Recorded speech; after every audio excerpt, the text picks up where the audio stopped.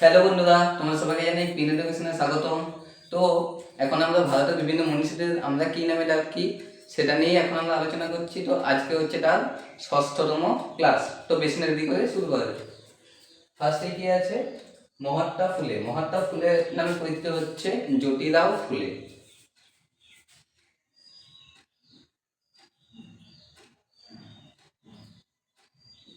জ্যোতিরাও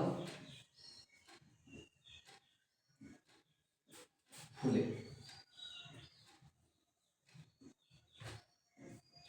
এবারে কি আছে? ভারতের সংবিধানের স্থপতি। আমরা সবাই জানি ভারতের সংবিধানের স্থপতি বলা হয় ডক্টর বি.আর. আম্বেদকরকে।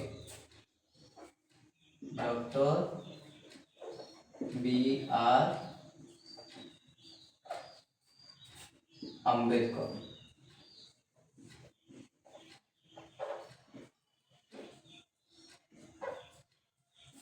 এবারে কি আছে? ভারতের কোকিলা। ভারতের কোকিলা বলা হয় সরোজিনী নাইডুকে।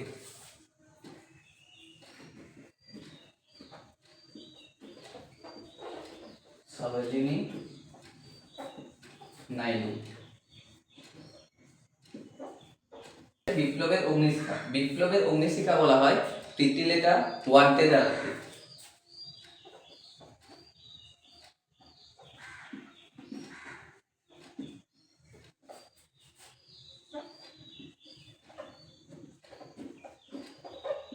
ওয়াদ্দেদার। এবারে কি আছে? শহীদ প্রীতিলতা। শহীদ প্রীতিলতা বলা হয় প্রীতিলতা ওয়াদ্দেদারকে।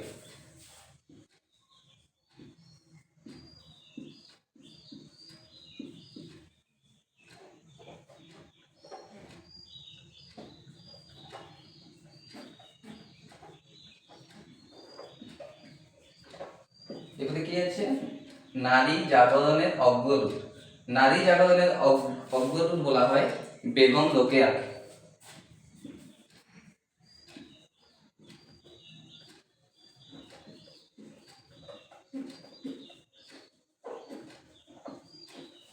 এবারে কি আছে? প্রথম মহিলা শিক্ষক।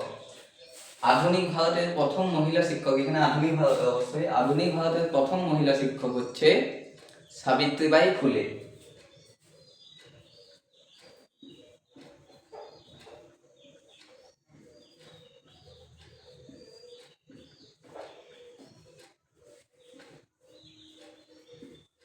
আর কি রইল?